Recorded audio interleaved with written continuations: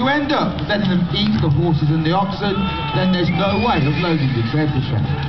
But somebody somewhere at the end of the 14th century had a brilliant idea.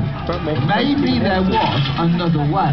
A way we could use our soldiers. How? We borrow the technology of the medieval cranes. The cranes that built our castles and our cathedrals. They are ingeniously simple, just huge wheels that men walk inside. So you take 2 crane wheels and put them into the trebuchet. They are linked by a central axle. Get 4 men, put 2 in each wheel, and get them to walk that way.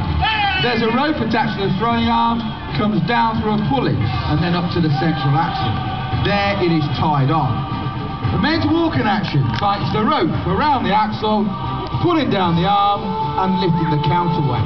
That huge wooden box that hangs in the middle of the machine. That box and its contents weigh 6.5 tons. So you've just witnessed 4 men, just through their labour, lift that incredible weight. What a feat of engineering. Well, it is. But it's also reckoned to be one of the worst jobs in history. And there is one drawback. If you make the mistake of looking forward through the slats in the wheel, you get a shimmering light. This brings on a form of motion sickness called trebuchet sickness, a very, very violent form of the sickness. And it's not unheard of for a trebuchet winder to literally throw up inside the wheel. Not a good idea to throw up in an environment where the floor becomes the ceiling every few seconds. Goes all over you, all over everybody else, and coats the inside of the wheel, taking the trebuchet out of action until it's cleaned up.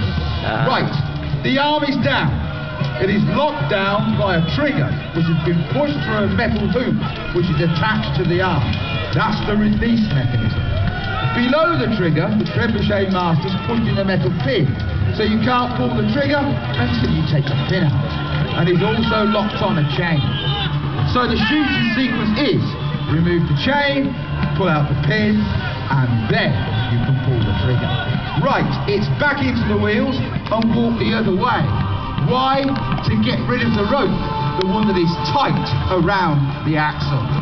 We have a problem. The winder in this wheel struggling. He's coming out, he's got trebuchet sickness. I think he's going to be sick. The trebuchet master rushes over. He will give him a drink. Like a loving father, he gently chastises his child. Not